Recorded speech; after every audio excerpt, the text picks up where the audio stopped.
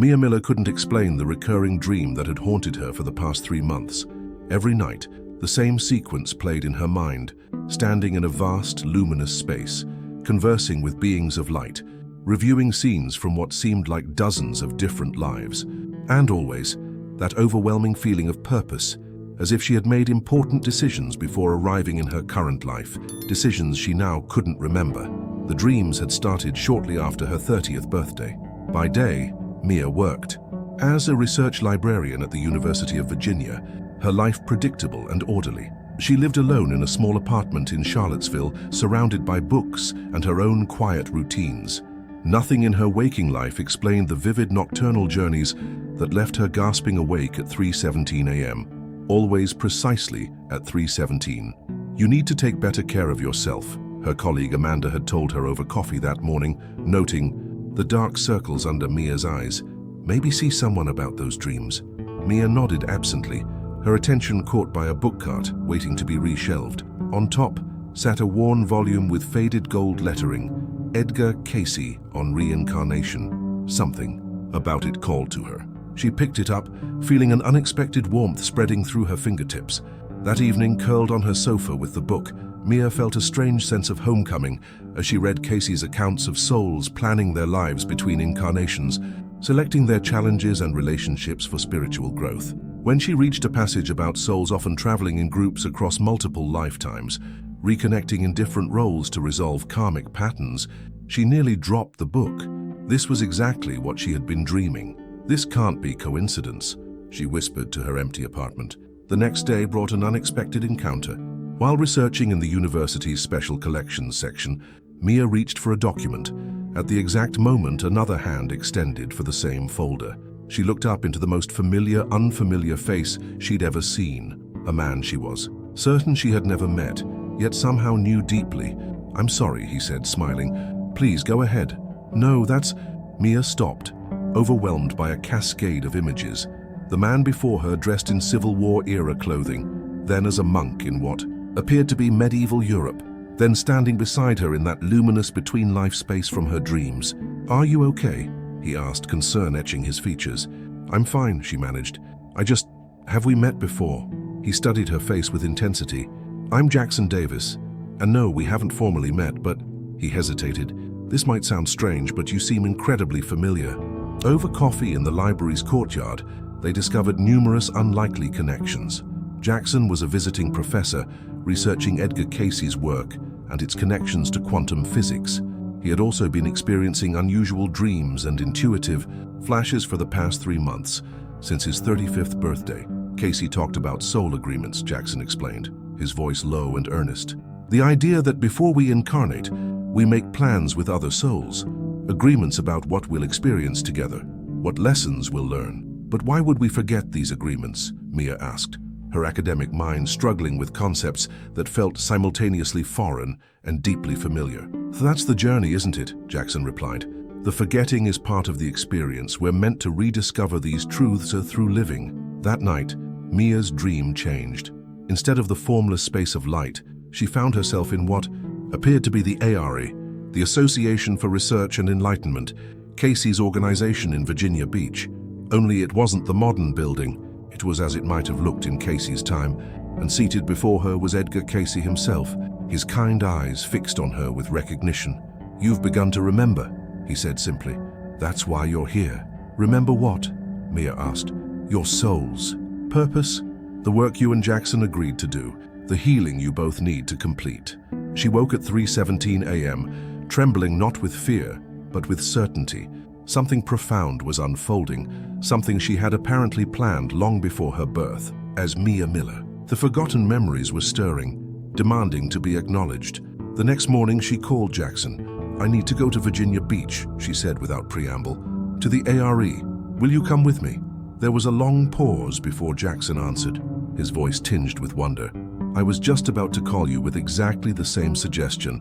The drive to Virginia Beach took just over 3 hours, but for Mia it felt like traversing more than mere physical distance. With each mile, the veil between her current life and something larger, something cosmic, seemed to thin. Jackson drove, while Mia read aloud from Cayce's readings about the between-life state, what some traditions called the bardo. others the Devachan, what Cayce simply termed the other side. According to Cayce, she read, the soul reviews its previous incarnation, understanding both its accomplishments and its shortcomings. Then, with the help of guides and higher consciousness, it plans its next incarnation, choosing parents, relationships, challenges, and gifts that will best serve its evolution. Do you think that's what we're remembering? Jackson asked. Our planning session? Mia looked up from the book, watching the Virginia countryside blur past the window. I think we're remembering something we weren't supposed to forget quite so completely. The Air E Center sat overlooking the Atlantic Ocean, its library containing the most extensive collection of Edgar Cayce's readings in the world. As they approached the entrance, Mia stopped suddenly, gripping Jackson's arm. I've been here before, she whispered. Not just in this life. I mean, I've never visited before now, but I know this place. Inside, they were greeted by an older woman with silvery hair and kind eyes. Her name tag read Eleanor, and something about her presence felt instantly calming. You've come about the dreams, Eleanor said. It wasn't a question. Mia and Jackson exchanged startled glances. How did you? Jackson began. You're not the only ones experiencing this awakening, Eleanor explained, leading them to a quiet corner of the library. In fact, Mr. Cayce predicted this moment. He said there would come a time when souls who had worked together in previous incarnations would reunite with clearer memories of their between-life agreements. She pulled a folder from a nearby shelf, opening it to reveal a reading dated June 12, 1936. Here, she said, pointing to a passage, for souls shall begin to remember that which transpired in the between-life state, particularly those who incarnated with specific missions for the Aquarian age. The veils will thin for them, and the memories of agreements made will surface when the time is right for their work to begin. What work? Mia asked, though somewhere deep inside, she felt she already knew. Eleanor smiled. That's what you're here to discover. That afternoon, they delved into the Cayce archives, focusing on readings about the between-life state. As the hours passed, Mia found herself writing furiously in her journal, noting connections and resonances with her dreams. It was while examining a transcript about soul groups that she felt a peculiar shift in her consciousness, as if part of her mind had opened a door to another realm of awareness. The library seemed to fade around her, replaced by that now familiar luminous space. But this time she wasn't merely dreaming or remembering, she was experiencing it with full awareness. She saw herself, not her physical body, but her essence, in conversation with other souls, including the essence she now recognized as Jackson. They were planning, deciding, choosing the parameters of their upcoming incarnations. She could see the soul who would become Eleanor there, two already volunteering to help them remember when the time came. We must help others remember their divine nature, she heard herself saying. The forgetting has become too deep in this age. Souls are lost in materialism, disconnected from their spiritual origins. It won't be easy, another soul Jackson responded. The veil is particularly thick in the time period we're choosing. That's precisely why it's necessary. A wise, gentle presence interjected, a guide overseeing their planning session. You've worked together before in Alexandria, in Tibet, during the time of Cayce himself. Your soul connection is strong enough to pierce the veil. Mia watched as they reviewed potential life scenarios, choosing parents, geography, talents, challenges, all in service to a mission they considered crucial, helping humanity remember its spiritual nature. During a time of great transition on Earth, she saw herself hesitate before finalizing her plan. The forgetting will be painful, she said. Yes, the guide acknowledged, but the remembering will be beautiful, and you won't be entirely alone. We'll send you signs, dreams, and when the time is right, you'll find each other again. With that, Mia felt herself being pulled back to the present moment, to the ARE library where Jackson was gently shaking her arm. Mia, are you okay? You've been staring at that page for 10 minutes without blinking. She looked at him, eyes filled with tears of recognition. I remembered, Jackson. I remembered the between life. I saw us planning this, all of this. That evening, sitting on the beach as the sun set over the Atlantic, Mia and Jackson compared notes. The between-life memories were becoming clearer for both of them. Incomplete still, but with enough detail to understand that their meeting was no accident. We chose this time because it's pivotal, Jackson said, drawing patterns in the sand. Humanity stands at a crossroads between spiritual awakening and deeper materialism. And we've been here before doing similar work, Mia added. During the decline of ancient Egypt, in Greece, in Tibet during turbulent times, soul groups, Jackson nodded. Cayce talked about this, souls that travel together across multiple lifetimes, playing different roles but working toward shared purposes. As darkness fell and stars emerged above the ocean, Mia felt a profound sense of rightness, of pieces falling into place. The forgetting, that veil that drops at birth, had served its purpose in her development. Now it was time for the remembering. What exactly are we supposed to do with these memories? She asked softly. Jackson was quiet for a long moment before answering. I think that's what we need to discover in Virginia Beach. Eleanor mentioned a meditation room where Cayce himself used to work. Perhaps there we might receive clearer guidance. That night in her hotel room, Mia dreamed again of the between-life state, but with greater clarity than ever before. She saw the choices she had made, the parents she had selected for their spiritual openness, the natural intuitive gift she had brought forward from previous incarnations, even the specific challenges she had chosen for her growth. Most importantly, she understood the mission she and Jackson had agreed upon, to help create bridges between conventional understanding and spiritual wisdom, particularly regarding the continuity of consciousness beyond physical death. When she woke at exactly 3:17 a.m., she no longer questioned the precision of that time. In her between-life review, she had chosen it as a trigger for remembrance, 317, a numerical pattern that held personal significance across several lifetimes. The forgetting is lifting, she whispered into the darkness, and with remembrance comes responsibility. The meditation room at the ARE Center was simple but powerful. Walls painted a soft blue, comfortable chairs arranged in a circle, gentle lighting that mimicked natural sunshine. Eleanor had arranged for Mia and Jackson to have the space to themselves for 2 hours that morning. This is where Edgar Cayce conducted many of his readings, Eleanor explained before leaving them. The energy here is conducive to deeper awareness. Seated across from each other, eyes closed, Mia and Jackson began with simple breathing exercises. Mia had never been particularly drawn to meditation before, yet now it felt like returning to a familiar practice, one her soul remembered, even if her conscious mind did not. As her breathing deepened, the boundaries of her awareness expanded. The room seemed to fill with a golden light, visible only to her inner eye, and then with a clarity that took her breath away, she was once again in the between-life state. Only this time, she wasn't merely observing memories, she was actively participating in them. She stood before what appeared to be a council of wise beings, their forms more felt than seen. Among them was the essence she recognized as Edgar Cayce himself, though his energy was different here, more expansive, less defined by the human form she knew from photographs. You're beginning to remember, the Cayce energy acknowledged. This is good. The forgetting served its purpose, allowing you to experience human challenges without the full awareness of your eternal nature. But now, a deeper remembering is needed. Why us? Mia asked. Why now? You volunteered, another presence answered, a feminine energy of great compassion. Both of you have worked with the concept of soul memory across many lifetimes. In Atlantis, you were keepers of the records. In Egypt, you preserved knowledge during times of transition. During Cayce's lifetime, you both encountered his work and carried it forward in small but significant ways. Images flashed through Mia's awareness, herself as a young woman attending one of Cayce's lectures in the 1930s, feeling a profound recognition of truth. Jackson as a doctor during the same era, quietly incorporating Cayce's holistic approaches into his practice. The Aquarian age brings both great challenge and great opportunity, the Cayce energy continued. Many souls are awakening to their deeper nature, yet lack context for their experiences.